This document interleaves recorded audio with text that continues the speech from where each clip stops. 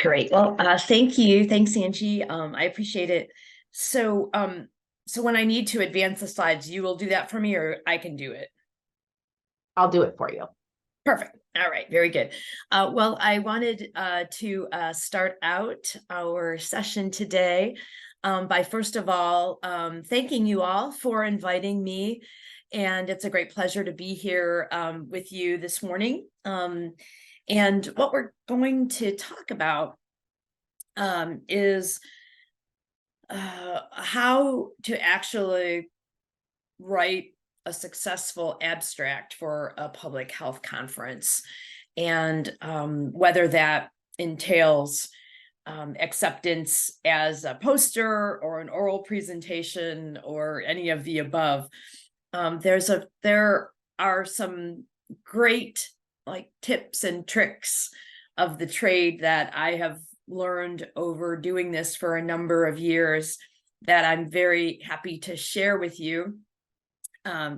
We have here in Georgia a very strong track record of having our scientific abstracts accepted in a number of venues and a number of conferences. And the bottom line is truly that we've been very successful at sharing the great work that we do every day. And that's what this is all about. So that not only do we contribute to the body of scientific knowledge, but we also contribute to the improvement of public health practice really around the country and really around the world once we have the opportunity to share this work. So that's what we're going to talk about. I have done similar presentations for a number of years. So I hope that for most of you that signed up for this, that this is new to you, but maybe it's a refresher course as well. And if that's the case, that doesn't hurt as well. It's always a great opportunity to learn. So let's move on to the next slide, please. So what we're going to do today during our webinar is actually we're going to break down, sort of all of the steps in writing a scientific abstract for submission to a public health conference. And we'll discuss ways, as I mentioned before, the kind of tips and tricks of improving the abstract quality and thus the chances for acceptance. So after your attendance today, it is my hope and desire that you will be able to understand, what the purpose of a scientific abstract is, and the structure of an abstract. We're going to actually break it down into all of its components, which may seem, a little bit tedious to a degree, because we're going to really just, take it all apart. So and put it all together again. That's the best way to learn.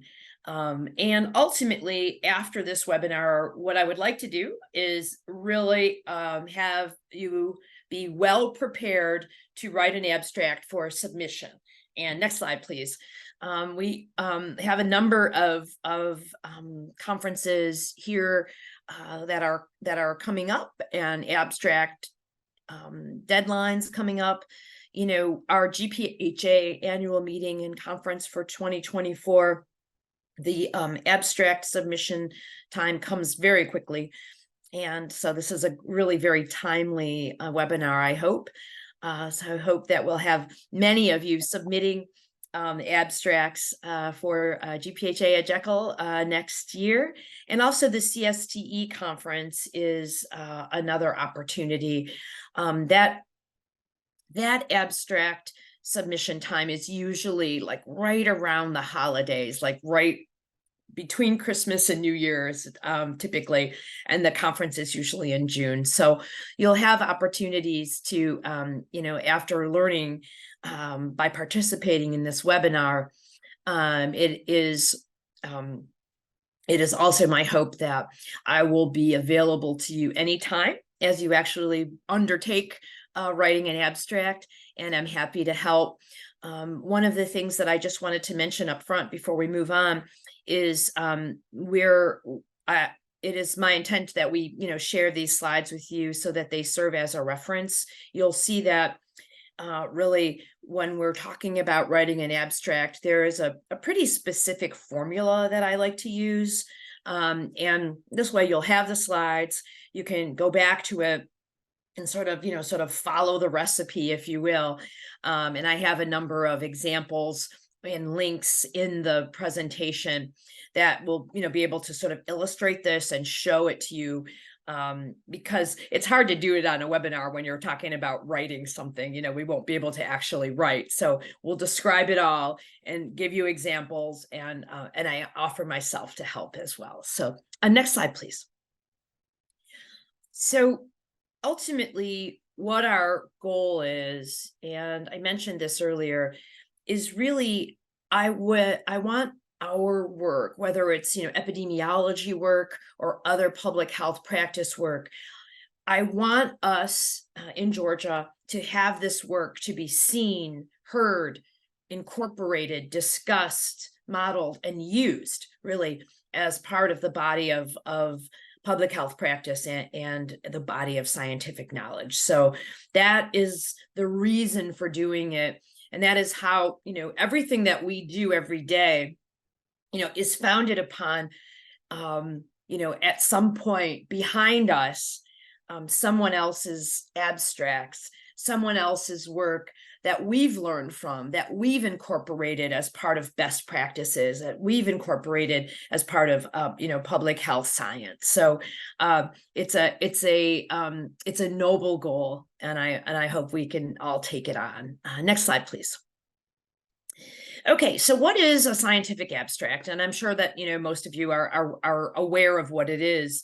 But as we break it down, ultimately, it is essentially a snapshot of a scientific study, an epidemiologic investigation, a policy, a public health practice event, or a research study. It essentially is designed to engage readers or attendees of a conference to want more, to want to learn more. So it's, it's like a movie trailer, if you will.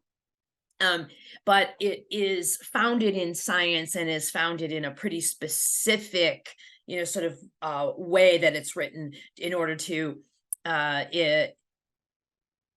interest the attendee in consuming and using your work in the future. So as such, one thing that you'll hear, in this presentation over and over again is that the abstract really should be clear and polished and professional, and ultimately clarity and conciseness are going to be really one of the most important things that we learn. So when we talk about a snapshot that's polished and clear, we can go to the next slide.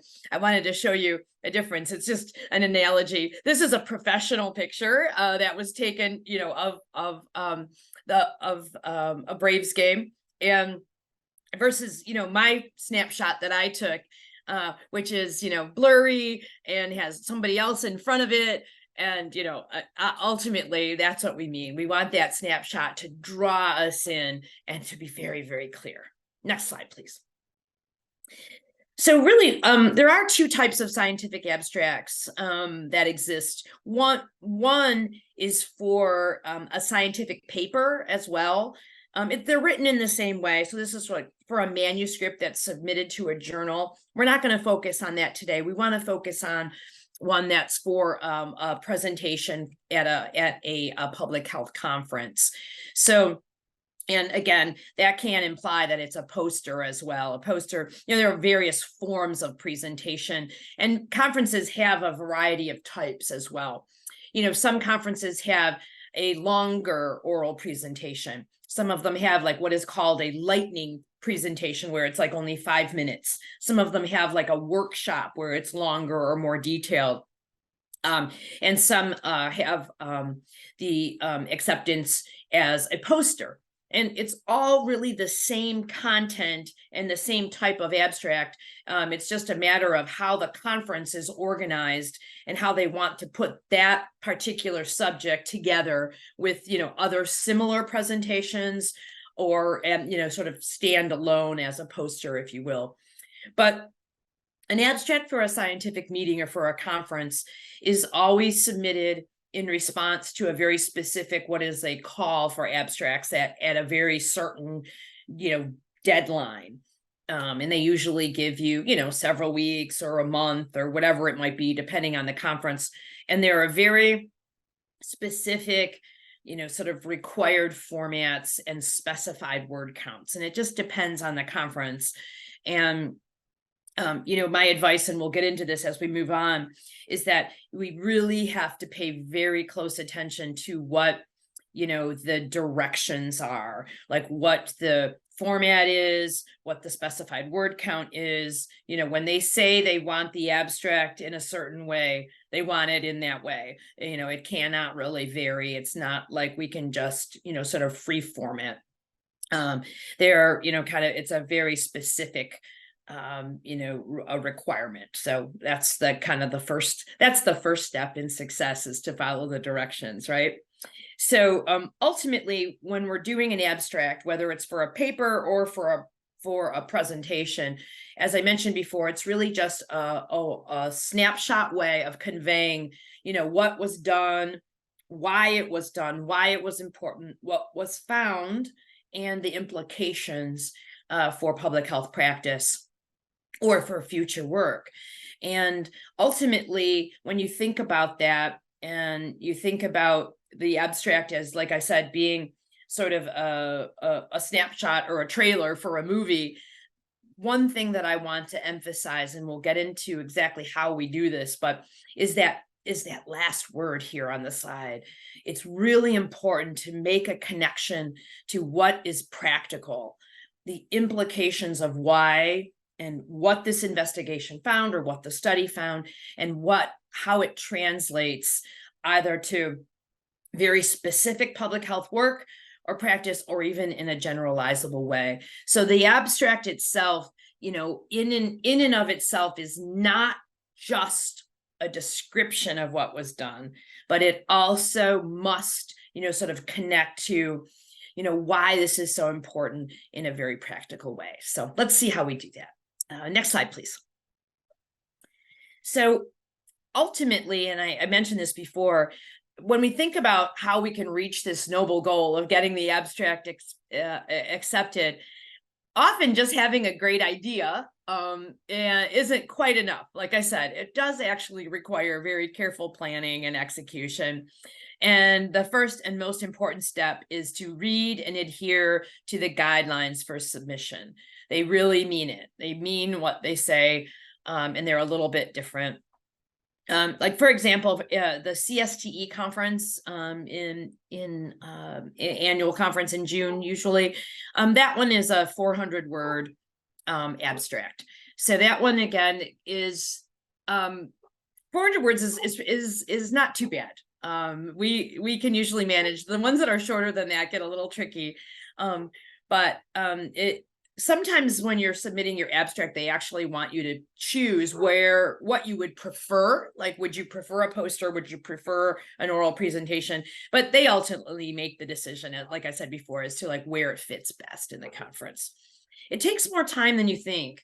And as you're hearing me talk about these abstracts, and you're thinking to yourself, like, well, yeah, we're really getting into the weeds here with like every single detail, but it really takes that, because we have so few words and a very specific format to get our work out. I think it's really important that we realize that it takes a lot of time. It takes more time. It's not like you just kind of crank one out the day before it's due. It really helps to have a review process and experts or experienced mentors that can help with the abstract to get it to where it's really that clear and polished area. Okay, next slide, please. So a strong abstract really should have 4 C's, and we've talked about this a little bit. It should be complete, covering, the major parts of the project. It should be concise, no excess wordiness or unnecessary information. It's a really tight, it's a tight, it should be clear. That's the most important thing. It's readable, well organized, and cohesive, flowing smoothly. Basically, when I read a well-written abstract, and when I try to help you write an abstract that can get accepted, it should flow, sort of like a story. You can read it without knowing much about the subject matter, but understanding like what the author wanted to accomplish and what they found. Even if you know nothing about the subject matter, if you can read it and it flows in a very cohesive way, that's a well-written abstract. And we'll show you kind of how to do that. The 5th C is that it can be challenging to do. Like the very first time you write one, it's kind of hard to figure out, where even to start. But practice makes perfect. And as I mentioned earlier, it really is rather formulaic, not, every single one. But once you've done a few of them and you just sort of do it the same way, they turn out really well, and you'll get really good at it. And it becomes easy to do. So next slide, please. So what we're going to do now is really just break down the components of an abstract, and I'm going to tell you a little bit of the do's and don'ts for each section. Most abstracts for conferences, and even for papers for that matter, have these 5 components, no matter what. They have a title, a background, a methods section, a results section, and a conclusion section.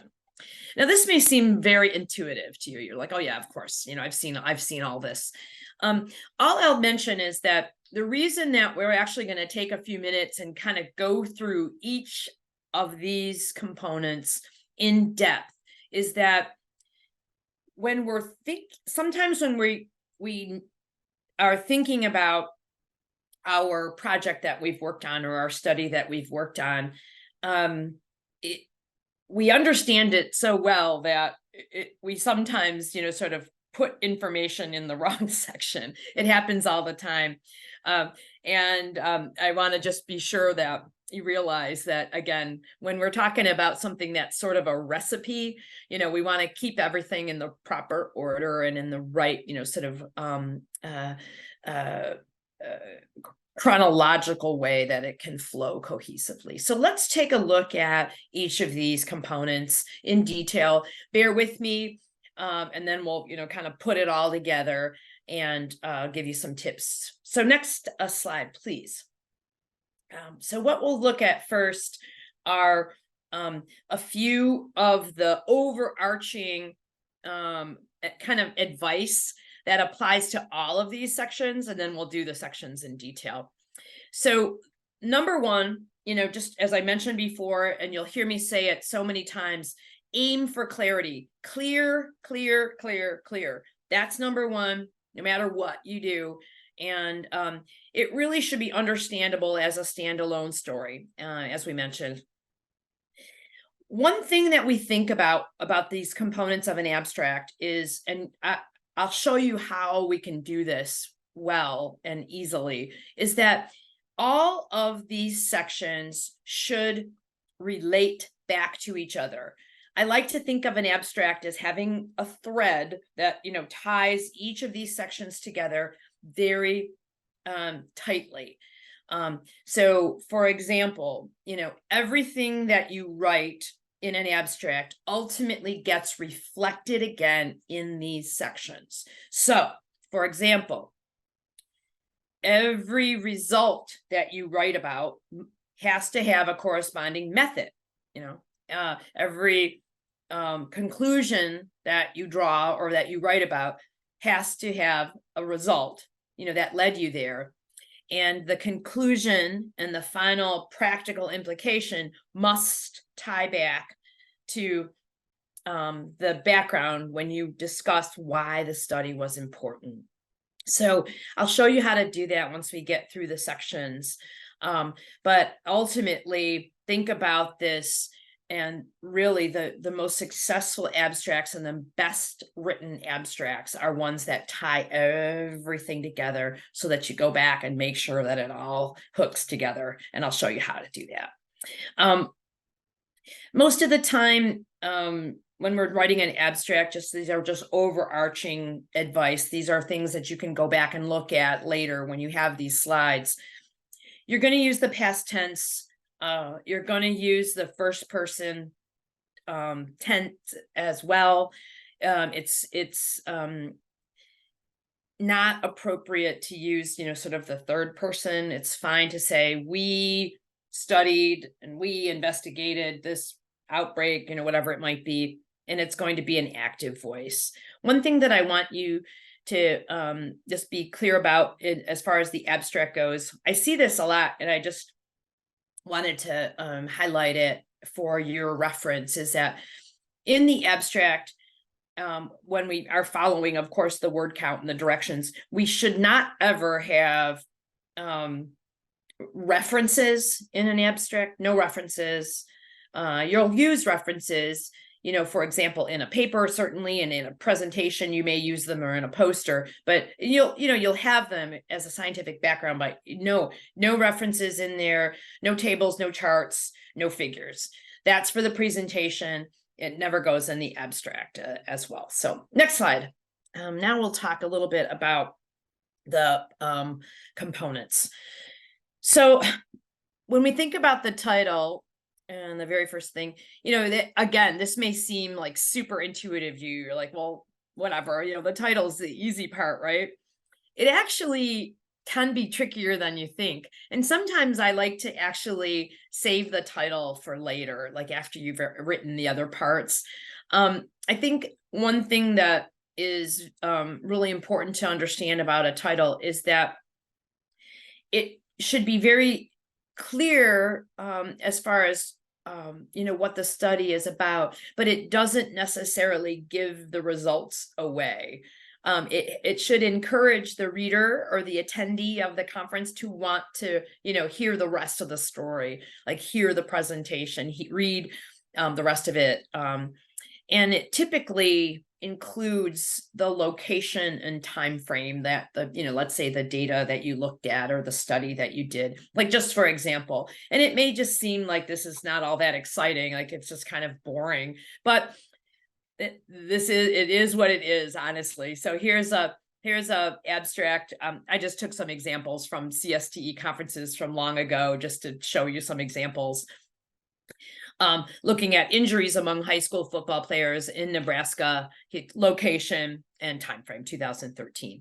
That's, like I said, it doesn't necessarily sound like the most like exciting thing in the world, but you want to know more, right? You don't know what they found, and it's important that at that point in time, we're going to be very clear, very concise, and we're going to hear what they found out about these injuries in high school football players.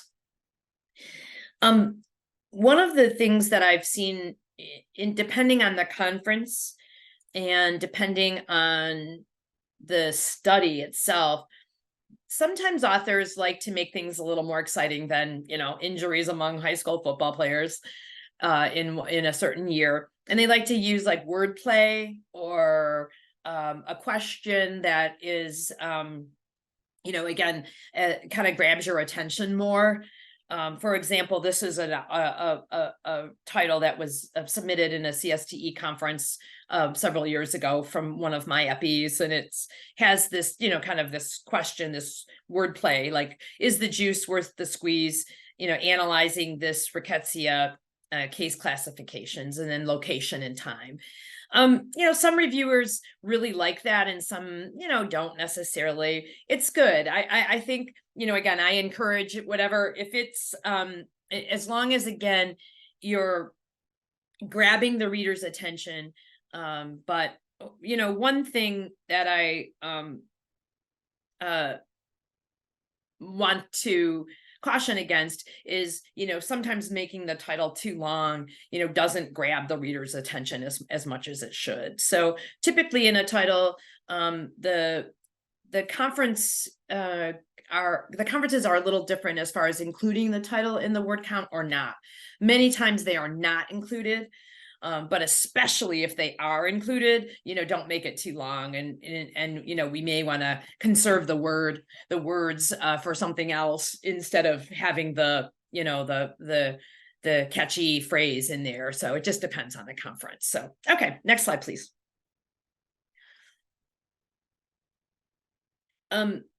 So again, when we're thinking about the title, I just wanted to mention just a couple of don'ts. We have like a little do's and don'ts for each of these. And again, much of this, as I had mentioned before, is intended for you to be able to look at later again, like to go back and refer to it. So in the title, don't state results or conclusions. Don't, kind of give it all away up front. You won't have room for it really anyway. But another thing that I want to be sure, this is one thing that I don't like to see in a title. It's implied, so you don't have to write it. Don't say a study of injuries among high school football players or an investigation of injuries among high school football players. That's not concise, and especially if it's counted in the word count. So one of the things that I just put in here as an example, this was actually a title of an abstract that was submitted to CSTE some years ago. And I just, again, without, I don't even have to say, like, again, this is way too long. And it really doesn't sort of grab our attention, even though the work may be very important. And the study may be good. And there's a kind of a better way to say it than 50 words and without sort of putting them together and making a lot of sense. So that's just a kind of a don't. Yeah. Next slide, please. Okay, so now that was the title. And again, we're going to go through each section and we're going to do the kind of do's and don'ts for each section so that you'll have it all in one place once you start to write. So in the background, let's think about like what this really means. In the background section, the background truly is intended to tell you, why did you do this study, or why did you do this project or this work? The background should be 2 to 3 sentences total. The last sentence of the background is the most important one. But here, let's break it down into the formula. So for the background, the first sentence really should provide the context or motivation for doing the study. Not really long, but what is well known about this subject, or what is not well known about this subject, and what do you intend to examine, kind of the significance of why you're doing it. And the second sentence is a very simple aim for the study. What were you hoping to find out, or what is your hypothesis? You may not always have sort of the hypothesis up front, but you will have an aim to know, sort of like what you want to better characterize, for example, and that's okay. The last sentence of the background, or that third sentence, is one of the most important sentences in the entire abstract. And that is what I like to call the hook. And it's the hook that sort of ties all of these sections together. It's what the study's practical significance or importance to public health practice is or should be. And so when you're doing a study and you've got your results and you've done this whole thing, sometimes I actually like to write the hook sentence first of everything, because like this is what you found and this is what it means. Like you have a sense that this translates into it translates into sort of, we've learned this about sort of, even if it's something brand new, like, when monkeypox was new and the clinical aspects there. Certainly, this background is more important than you think. And the hook is going to tie to the conclusion as well. So I want to be sure that we have, sort of those two pieces up front in your mind. You realize, this is how important it is. And you start there, start with the hook. Okay, next slide.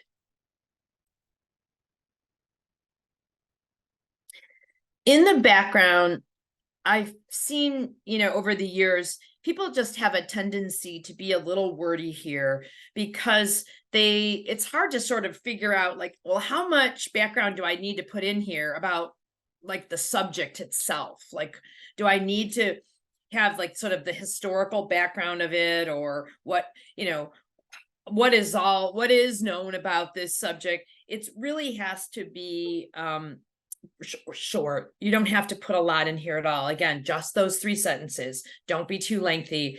And so the don't truly is, in my opinion, the most important thing is, if it's not clear why your study is important or how it will translate, meaning it doesn't have a hook, that's the biggest thing. You've got to get that, in there, in the background, why it's important. Next slide, please. Okay, so we've done the title, we've done the background in discussion, and now we're going to look at the methods. So ultimately, the methods section is designed to explain what you did and how you did it. And this one is a little bit longer than the background. This one is usually 3 to 5 sentences. It's typically chronological in meaning, like, what exactly was done. Maybe it's an analysis, the data were collected and the data were analyzed, etc. You're briefly, if it's appropriate, you're sort of briefly explaining the study design, depending on if it was a survey where you collected the data or if it was a cohort study. It just, depends on what the subject matter is. But it should have essentially specific details, meaning the, like, where and when, what years of data were used specifically, what was the time frame of the study, how were the data collected, if it was a survey, or there were subjects, or how were they selected, or how was the survey administered, and what were the statistical, sort of tests that were performed. It's a balance between, sort of putting in too much and not enough. You may not have all of this, not like this is, it's applicable to, like, whatever the study is. My advice about the methods is to really, when you're writing the methods section, write it all out, like, in order first, without counting words at all, and then cutting it down, because then you'll have, like, the chronology, and you'll have sort of all of the details, and then you can make it much shorter, and it gives you more of a sense of, like, how it should flow, and that's fine to do too. So you'll find that people have preferences as to how to do this, but it's not always practical, and it doesn't always work well to hit the word count right on the money the very first time. It's very often you go, way long and then cut it. And the methods section is the section that I think that works the best in. I think for the background, as we talked about, like those 1, 2, 3 sentences with that hook, that's easy to write up front like that. The methods make it longer, and we'll cut it down. Next slide, please.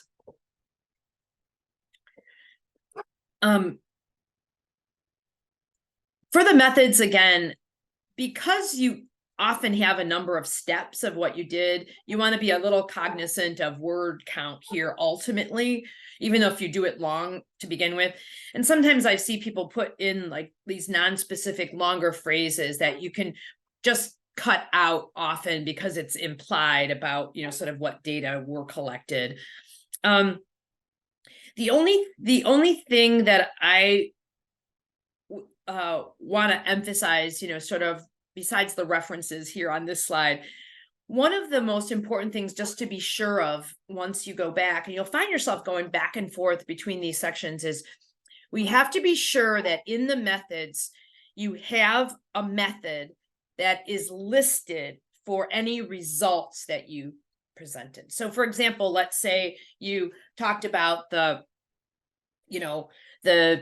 when you did the statistical analysis and you found that the odds ratio was, whatever, 5.5, you want to make sure that back in the methods, you talk about like what statistical tests you did and to what. So, everything has to match. That thread has to go through. Okay. So next slide, please. Okay, so this is the next section. We're already at results. It seems probably like forever that we're getting there, but we're at the results now. So the results section is really designed to show what you found out. And it's usually the longest section, but it often doesn't include every single result that you have, or every single number that you've shown.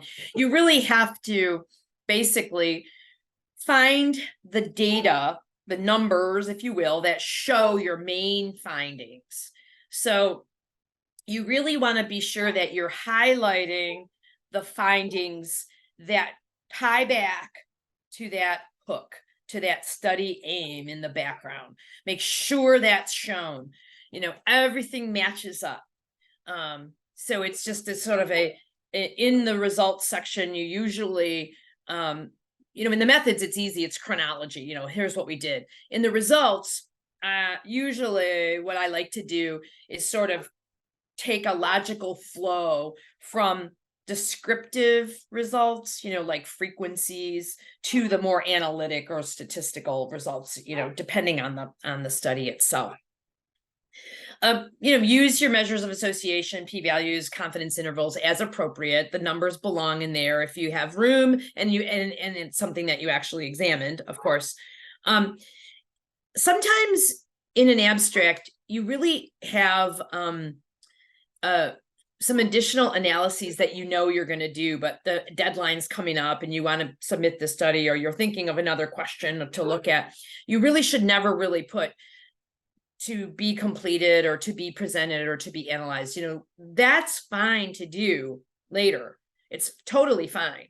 You may have an abstract that has results in it as far as you got so far, and well, I'm going to examine this one other question that we didn't get to. It's fine to just put it in the presentation once you get accepted. It's, you don't have to put that in there. And next, again, just to again, when we're talking about tie back or tie forward, if you will, be sure that every result be sure that you have results in there that support your conclusion. And so where you'll find yourself going back to each of these sections. I think it's been very clear. I hope it's been clear that when I'm talking about writing this, that you're probably not going to just sit down and just write all of these sections in order. You have to sort of finesse each of them and go back and forth so that that you have the appropriate tie back and tie forward between them all. And that's the key. Next slide, please.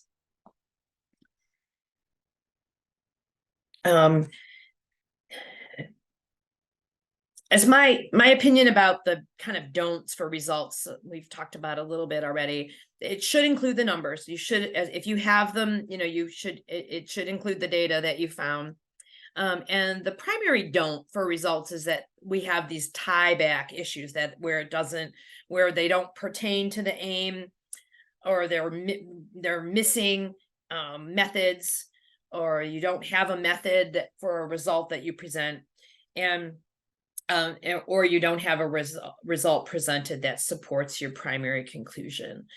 And that's the formula, is that, sort of right here on this slide, like these three things, this is what I mean by tie back and tie forward. That's the formula for an abstract, that everything connects together. The only other thing that I see in results sometimes is that sometimes an author will put like some interpretation in there about what it means, about what the results mean. No interpretation at all. It's kind of like just the facts, just the numbers, just to sort of in listing them out. No, you'll have the opportunity for interpretation in our next section in the conclusions. So next, please. All right, so here we are. We're at the conclusion, believe it or not. So the conclusion section of an abstract is, again, designed to show us, what do your results mean and why are they important? They should explain your main findings, and it should be usually short as well, 2 to 3 sentences. You don't have to draw, you want to kind of think about up front what the main sort of findings were and why they were important. And you have to just be sure, again, to tie back to the hook. Remember, the hook is the last sentence of the background. And you have to have the conclusions, essentially be sure that they tie to the results and the methods as well. One of the things that I think there's 2 parts of an abstract that are most important. One of them already, the hook sentence. The hook sentence is the last one of the background. The last sentence of the abstract itself, the very last sentence of the conclusion, is what I like to call the closing sentence or the closer. And that is the practical take-home message. So the hook and the closer sentences can and probably should be written first. Why your study was important or why it's going to be important to do. And at the time you're writing the abstract, what you found out and what it translates to. If you write your hook and your closer up front, you can fill in everything else really nicely. So let me show you what a closer looks like. Let's talk a little bit about what that means. Next slide, please.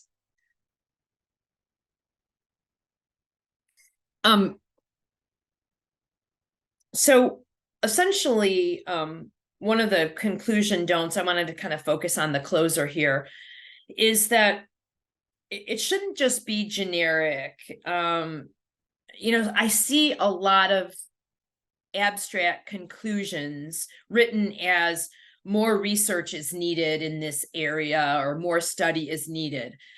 That's not a strong closer at all. I can't emphasize that enough. I want you to be able to say, some practical statement, some practical application of how this study can be used, either in public health practice, in policy, in epi-science, sometimes there's a clinical translation, depending on what you're looking at. And it doesn't have to be long. It doesn't have to be detailed, but it's here to show this is why this is so important. And then, and if you don't know where to start, as far as your closing sentence, even though it's the last one of the whole abstract and you want to start there, go back to your hook, go back to the 3rd sentence of your background and just write them together, in the sense that your results should show that, or maybe they don't show it, right? Or maybe it doesn't, it's precisely, we didn't find what we expected to find.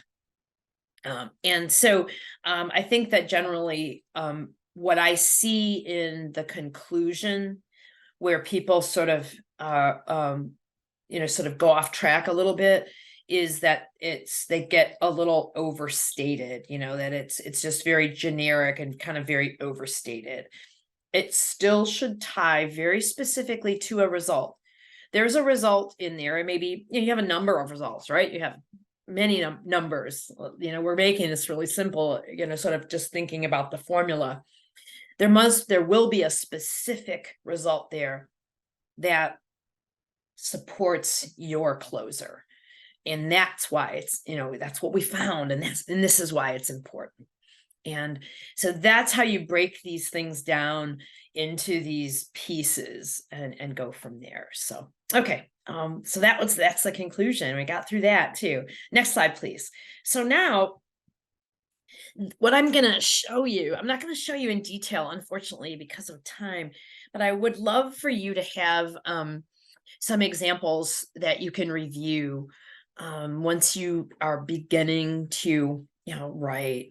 So the next several slides, we're not going to kind of go through in a lot of detail, but I want you to have them and the links that show you, ultimately how a well-written abstract is sort of set up. And I chose these for two reasons. One is because I'm very proud of our work in Georgia. And these were all essentially award-winning abstracts at CSTE over the last several years. We've had a very strong track record in GPHA epidemiology, where we've had sort of national winners for depending on the subject matter. So these are abstracts that were actually ended up winning an outstanding poster award. So the abstract kind of can show you examples of what we mean. So I'm just going to go through, I'm just going to have Angie kind of go through these slides in order. We're not going to be able to look at a lot of them in detail, but I'll highlight some things as well. So next slide, please. So these are, again, this is the abstract that won Jerusha's abstract that won the poster award in 2018. And you'll see that you'll kind of essentially see what I mean by here having a hook sentence and having a closer sentence as well, and we'll go from there. So what I would like to do now is Angie, just go through, I'm just going to kind of go through these next few slides so that people have them as reference. So I'm giving you a variety of like national, winners, so you can take a look at these abstracts. These are from 2019. Next slide, please. And this is 2017. So they're a few years ago, but we've had some recent ones too. So I just wanted to be sure that you had these for your reference. Next slide, please. 21. 22. Next slide. And this was our most recent. This is I just want to highlight they weren't all just they're not always sort of just DPH epi people at CSTE. Our GPHA annual conference, like last year, we had a number of abstracts that were accepted from our district epidemiologists, our district health staff, our academic partners in GPHA, and these are just a few examples as well. I have one up here that is really there are a number of topics. This one is about is a health equity based abstract about leveraging partnerships to increase COVID-19 vaccine uptake by our Southwest District colleagues. And we have a number here that these links you can click on and you can actually see the abstracts and read the abstracts as examples as well. So next slide, please. So as you can see, again, I wanted to provide a number. We would love to have like a writing workshop, right, where we can actually write this down, but you'll have to use some examples to get there. And I'm very proud of our track record, and I'm happy to see that hopefully all of you will be able to submit as well. So what I would like to talk about as we're, kind of winding up a little bit is that when we're talking about overarching tricks of the trade, I think that it's the subject matter and the science, sort of that goes into the study really is, it's necessary. It's king. The study has to have a clear purpose, but very often when we see calls for abstracts, the conferences are looking for, kind of pretty current events, current subjects, emerging public health issues. Those are a plus. So very often, when something is new and emerging, for example, obviously, during the pandemic, there were many, many, many COVID abstracts and Mpox abstracts during that time. So I want to encourage you to think about that as a positive, but it's not like an automatic. You still have to write the abstract in a very clear way. And the study and the science behind the study and the findings, the practical findings, have to be worthwhile, generalizable, and practical. So as I mentioned before, other tricks of the trade: follow the guidelines to the letter. Sometimes the selection committee in the conference guidelines will actually write kind of what they're looking for. And sometimes this is really generic and it doesn't help, but sometimes it actually does. For example, in last year's CSTE conference, they wrote, so the program planning committee, people who are reviewing the abstracts, we will evaluate abstracts based on a number of criteria, including timeliness, meaning, is it a timely topic, relevance, design, clarity, outcomes, and potential impact. So that seems general, right? But they are basically telling us that, all of the things we talked about as far as the sort of formula in an abstract are things that they look at closely. And as a bonus, it certainly doesn't hurt to have a subject matter of primary public health importance, kind of the emerging topics of the day, if you will. So next slide, please. One of the other things that I'd like to offer as some advice when you're going to do this is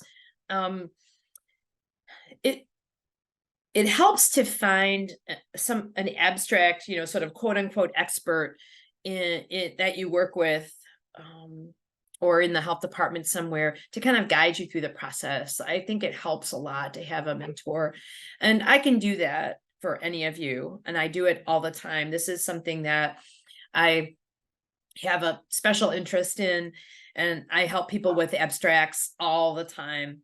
Don't hesitate to reach out to me. And your abstract will go through it kind of a number of review steps, if you will, with your person, with your team that has worked on it with you, if there are partners, sometimes we have co-authors that are at an academic institution or at CDC, and, there's a variety of, types of clearance that happens, or review that happens as well. It just depends on what the process is and who your co-authors are as well. So just allow sufficient time. The other thing that I wanted to talk about are just, and we've mentioned this before, people have slightly different preferences, but what I have found is that, and I mentioned this before, it's important to write sort of your first draft without thinking about the word count too much, but to make sure it's as clear as you can get it, like chronologically and clear, and then we can work on cutting the word count after that. there are two other ways to do things. This is another option for you. Remember, I like to do the hook sentence and the closer sentence and then go back from there. And I always do the title last, but some people like to do this. And this is just another option for you as well. The last bullet on this slide. Some people like to take their first draft, like first pass, as writing two sentences, like clearly, like the main thing that they can think of, just two sentences for each section that just hits the main points: background, methods, results, conclusion, and then add and revise in. Like, so that way, that you're just narrowing in on those main points. And that's important too. Very often you see sort of a wading off into other details that, can be important or may be important as part of a presentation, but are not the main points that you found. So in order to keep yourself as narrow, like on the path as possible, this option of writing two main points for each section and then adding in after that may be a great way to go as well. So some people like that. Next slide, please.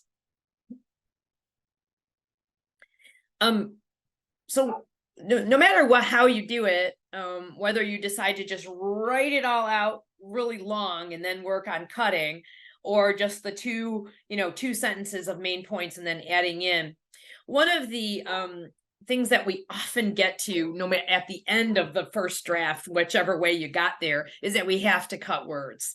And it's kind of an art. It's sometimes, especially if you're right in the thick of it all, it's just hard to know where to cut words. This is where your abstract buddy or abstract expert can help a lot. Sometimes, like, just having another person see it is the way to go. So I'm actually pretty good at word cutting. Some people may tell you. So if you kind of get to that point where you just can't get it down, send it to me. I can. And here's some advice, like if depending on how many words you're over, what to do. Sometimes it's just a matter of, sort of using phrases that are lengthy that we don't need to, and we can kind of go from there. There are some tricks for that, but word cutting often can be, I think, improved with having somebody else look at it too. Okay, next slide, please. So we've talked all about acceptance because that's what we want, right? That's our goal. But what happens if your abstract doesn't get accepted? What are the reasons that are, usually you never, they don't usually, spell it out and tell you, but usually what I have seen is that the reason that an abstract does not get accepted for presentation at a conference is that it's going to be a big surprise to you, is that it's not clear. It's not clearly written. It's usually not because of the study itself or the question itself that you're trying to examine or the methods that you used. It's that it's not written clearly. It either wades too far into areas that are, not the main points, or it's so easy. We as scientists and as public health scientists, it's so, we're very detail oriented, and it's so easy to sort of get wrapped up in a detail. And suddenly you're focusing there and not on the main point, not on the main.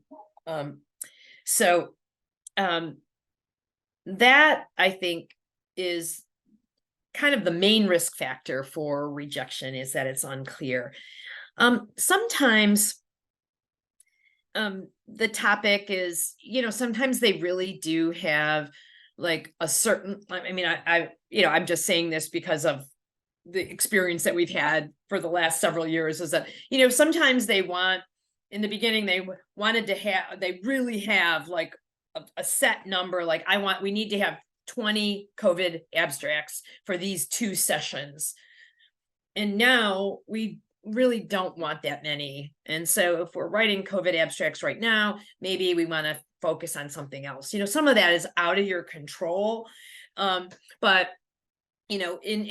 sometimes, as I mentioned before, it's kind of a balance between just picking like whatever the hottest issue is versus, just ensuring that you still have to write a strong abstract. So, okay, next slide, please.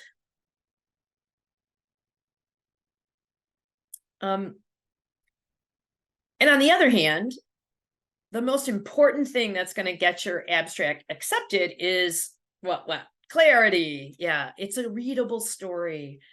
It's an important topic. It's well done, but it's readable. It's somebody can understand it, without knowing anything about, sort of it up front. And having a really nice closing sentence too. That'll get you far as far as acceptance, as to how this great work can be translated and what kind of practical implication it has. It's practice. Yeah, once you do them a few times, it becomes super easy to do. Even writing clearly, like this really concise, like fact.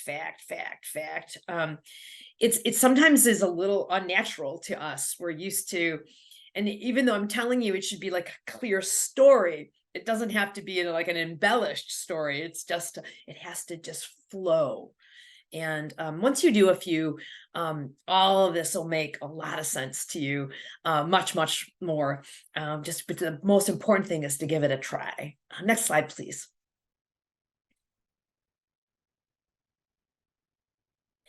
So aim for clarity is my, kind of my bottom line. And the other thing is be able to, sort of use some of the advice about the structure, sort of tie back, hook, closer, right? Tie back, hook, closer. Next slide, please. The only other thing that I'm going to mention just in the last couple minutes is people have asked, okay, well, I understand, I'm pretty confident with, my abstract being accepted, and I'm going to give a presentation. I'm going to use a PowerPoint, and I know how to do that.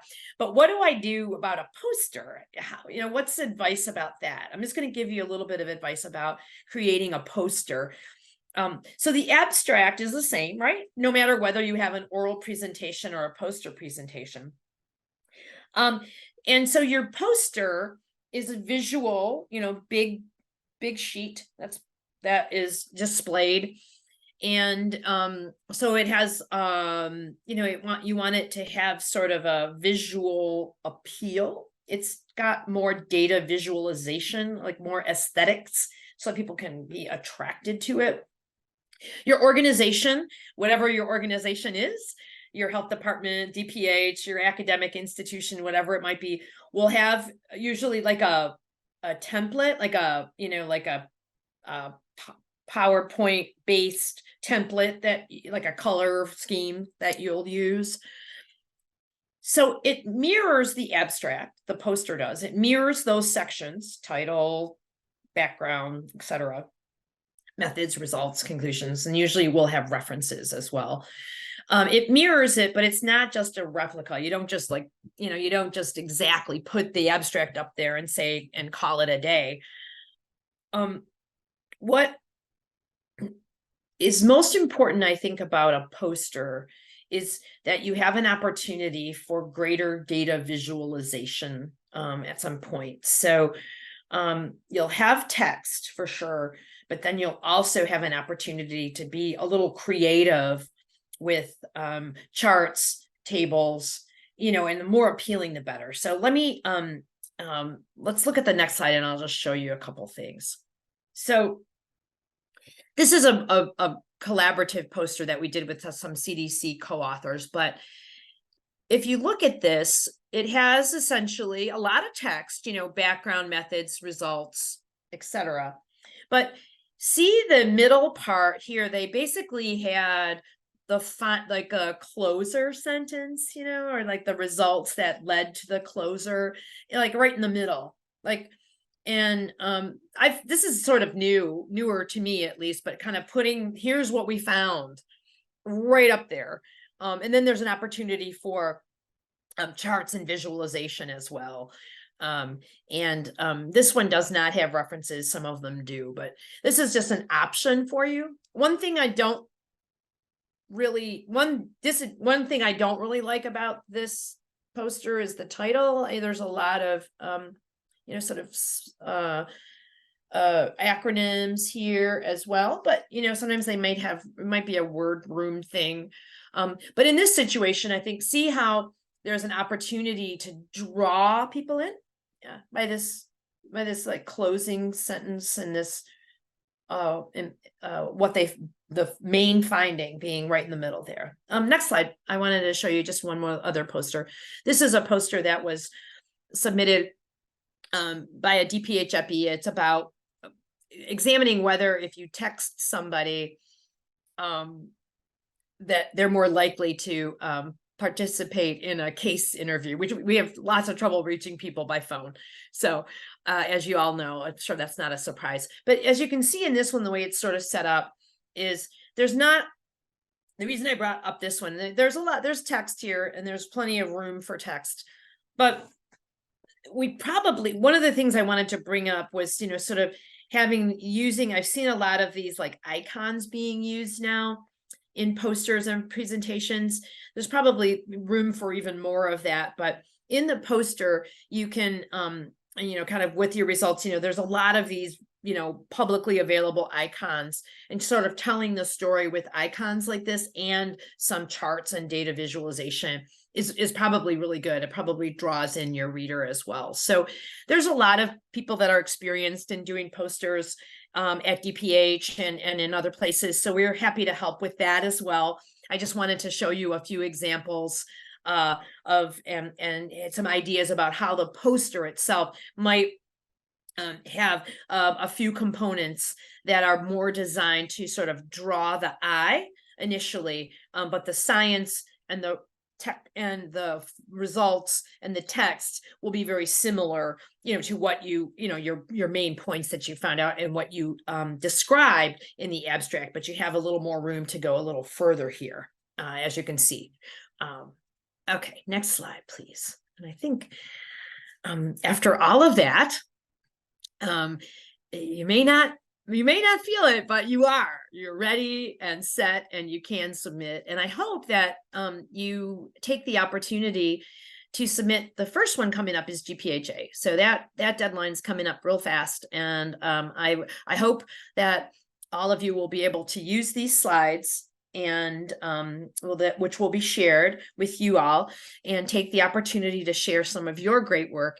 And I will just reiterate one last time that I am absolutely happy to help you with reviewing your abstracts and even kind of creating them, thinking about ways to structure them. So I hope that some of the practical tips that we discussed will bear fruit. I know they will. And I hope that all of you, again, keep calm and write on, and let me know how I can help. And it's been a great pleasure to be with you this morning, and I'll just turn it back over to Angie. Thank you. Thank you all. Amazing. Thank you so much. That was just packed with some really fantastic information.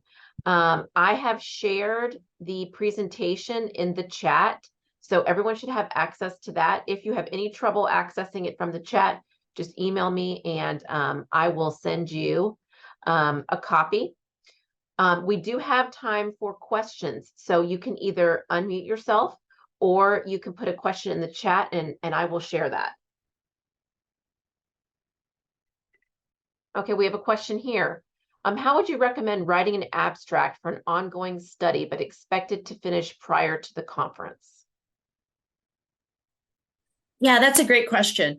And it happens a lot, and it's good. So ultimately, what you want to do in the abstract then is highlight the data results that you do have. And even though you will have more, you will finish, you ultimately will likely know sort of which way it's leaning, and you can still ultimately, I'm hoping, and like, as this is my experience, is that based even on what you have to begin with, your results likely won't be like a huge surprise in the sense that it completely upends what you sort of think you're going for. So ultimately, it's fine to present in the results, sort of what you have to date. And you don't even have to say that you've got more coming. But you make it essentially, you can write the closer as you expect it to be. It'll be fine. So yeah. And you can just add in at the time of the presentation or the poster all the other results that you just didn't have done yet. So that's fine too. Okay, great. We have another question for you. Can you submit an abstract that was previously accepted to another conference, even if the invitation was not accepted to present? So it sounds like it was accepted, but they did not present. Oh, it was accepted. Okay. It depends on the conference. Some of them are, some conferences, but I would say more likely in kind of our, with our clinical partners, sort of clinical conferences are very strict about, not presenting something that was presented elsewhere. But many times, like sort of in our situations, like like in GPHA and CSTE, I think that you can submit if if it was accepted out, like if it was accepted elsewhere, and not presented. I think just look at the conference guidelines; they'll tell you, and because it varies from some to another. So, it was for an international conference. That's fine. Yeah, it's fine. And I would say for GPHA, that's absolutely fine. Yeah. Mm-hmm. Okay, here's another question. If you're wanting to present on how an event was handled, how would that work? Not like a case study, but more similar to, we had this emergency and this is how we responded. Something that likely, right? And I was actually going to mention something about that too. So please go ahead. Yeah, that's great. And that is, we encourage that as well. Absolutely. So it depends on one thing that I'll talk about, and maybe Angie is going to say this in more detail. One thing that I've noted, like the GPHA abstract format is a little different, and you can actually write out a little, like especially in GPHA, we have had many abstracts talking about response, and so you have a little more opportunity to explain, or they may have a workshop where they're trying to deal with different aspects of a response. So if the conference still has the abstract format in a very specific way, it's fine. You'll still use those headings, but you won't have like analytic numbers. The results will be sort of like what you did, how you reached out to these individuals, or you transferred, or people were had to be sheltered, and moved from one nursing home to a shelter, something like that. I'm making that up, but yeah, it won't be the like sort of numbers or analytics in that way, but it's absolutely fine to sort of just tell the story. Yeah, absolutely. I completely agree. I was going to mention that and just say that the way that the abstract process was described in the presentation is completely spot on, but don't get intimidated when you get to the methods section if you don't have your methods didn't include a statistical analysis, and that's fine.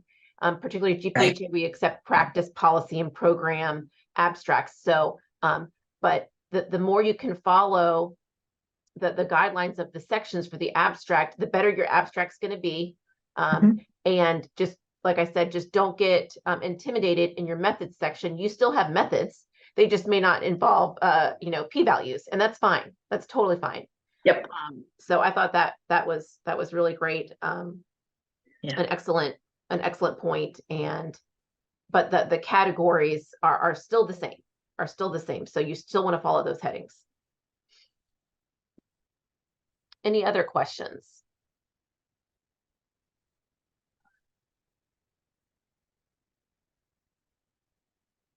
And just for I hope everyone on this call submits an abstract to GPHA. So the more abstracts we receive, the richer our conference will be. And a lot of times I hear people say, oh, we want more nursing, we want more epi, we want more anything that you want. Then talk to your colleagues and say, hey, remember that study you did on X, Y, and Z? Why don't you present that at GPHA?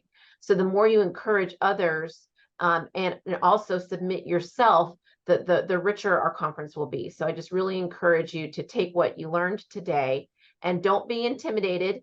Just go ahead and submit. We have a few different options at GPHA as far as presentations. We have 30-minute presentations, workshops. We call them workshops. We have 60-minute workshops. We have posters. We have student and regular posters. And then we also have roundtable sessions. So those were newly added next year. I do want to assure everyone on the call, and you can share this with your colleagues as well, that we listened to your comments and that the roundtable sessions will be in private rooms this coming year. So we are going to keep with that format, but you won't have to worry about talking over each other. They are going to be in private rooms, individual rooms, but we're going to keep the same roundtable format. So I'm excited about that for next year. All right, any other questions? This was really great. Thank you so much. All right, thank you, everyone. Thank you all.